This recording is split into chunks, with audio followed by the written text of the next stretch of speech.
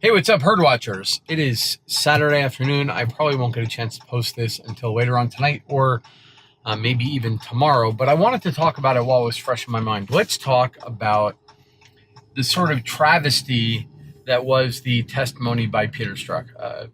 Testimony that went over so badly for sort of Mueller and the deep state narrative and the FBI as a whole that Robert Mueller felt compelled to release 12 indictments of Russian nationals. It's interesting when you watch these indictments, which will, by the way, go nowhere and fade away almost instantly. You realize that, A, none of these are men that, will ever be brought in to face a trial. Two, like the previous indictments for Russian hacking that went nowhere as soon as they were challenged in courts, Mueller has no evidence whatsoever that he can present. And the reason for that is because, as we know, Barack Obama and the FBI and the DOJ refused to examine the server that the DNC claims was hacked. In reality, what we know, or what we have strong information about, is that the DNC email was released by run-of-the-mill hackers, not state-sponsored anything. And they were able to do that because the DNC is fundamentally incompetent when it comes to computer security. From Hillary Clinton on down, these people have no fucking idea what they're doing. John Podesta, whose email was released, his email got out in the wild because he fell victim to a phishing email like we all get every day. And he asked the DNC IT team whether or not this phishing email looked okay. And those idiots said, yes, it looked fine. And he wound up revealing his password, which was, by the way, password, P @ SSWORD. Now, you might wonder, why is it that the DNC has such fundamentally incompetent IT people working for them? Yes, the DNC politicians are morons, but why is the DNC support staff so idiotic? And that's because they hired people who were actively undermining their computer security.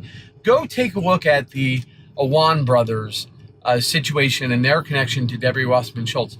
These are Pakistani nationals who, for whatever reason, have been paid huge quantities of money by DNC high-level muckety-mucks over the years and were given rampant access that they were never cleared for into government-level email systems, into DNC email. They had access to Hillary Clinton's emails. They had access to John Podesta's emails. And every time the government took action to try and lock them out, the DNC would go around the back and get them access again. So one has to wonder what was going on there that a group of guys who had no special skill set made so much money after making so many mistakes and were so deeply embedded outside the normal chain of command in the DNC email. And then when everything takes off and goes away and the DNC email is exposed to foreign governments, including a lot of classified information from Hillary Clinton while she was Secretary of State, these guys, after some of them are indicted on fraud charges and some of the wives and family members are held on criminal charges, these guys just sort of get up and bail on the, skip town, and the DNC and them are still going, oh no, we totally trust them. They said, we weren't hacked from inside. So, it must be the Russians. And meanwhile, Seth Rich is still dead. We know we have reason to believe that he accessed emails. So anyway, right after Peter Strzok is caught, square in the sights, making an ass of himself in front of the nation, because this comes down to believability. So we know that Strzok's text messages were, something that should have gotten him thrown off. We know that the FBI kept him on because they didn't see anything weird about it, because everybody in the FBI was working to get Hillary elected and working to turn Trump down. So it's not like Peter Strzok was a unique individual on this topic. He was exactly operating within the culture of the FBI as it was constructed by Barack Obama and the DOJ at the time. So that monoculture of Trump hate and pro-Hillary Clinton sort of points of view, he's no different than the rest of them. And that's what they're really concerned about. So, but we've known that, man. These text messages have been out for a while. But what was at stake Thursday and Friday was the moderates, the undecided middle, who wanted to see this guy and see what is the face of the FBI. They've seen sort of smirking Bob Mueller. They've seen Jeff Sessions, who's essentially useless, and they were just trying to figure out what's the FBI like.